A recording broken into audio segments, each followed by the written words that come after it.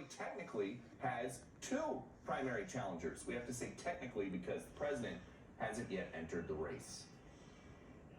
One of the reasons I ran for president was to rebuild the backbone of this country.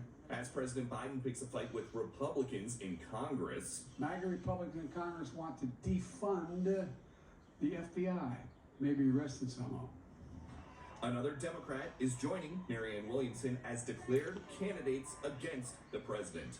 I've come here today to announce my candidacy for the Democratic nomination. Robert F. Kennedy Jr. has already peeled off 14% of Biden's 2020 voters, according to a USA Today Suffolk poll, and he's the son of a Biden role model.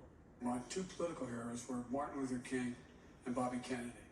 Kennedy is also a member of this country's most famous family of Democrats. My whole family, including myself, have long personal relationships with President Biden. Many of my family members are working in the administration. But the administration isn't commenting. So it's 2024, the Hatch Act. I'm just not going to touch that with a 12-foot pole. Next week, President Biden will meet with top campaign donors outside the White House, according to the New York Times. But this year's pitch may be a tougher sell. There's no good economic news out there, and it's clearly suppressing the president's own approval rating. There is a renewed effort to blame others for inflation.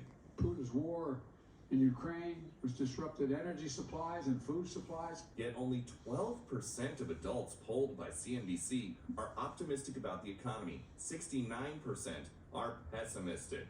He talks about the economy all the time. He talks about how he's prioritizing making sure that we lower inflation. And that is where the American people are, meeting them where they are.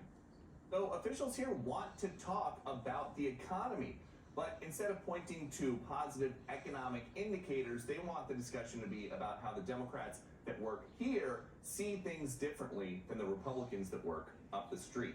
Brett. Peter Doocy live on the North Lawn. Peter, thank you.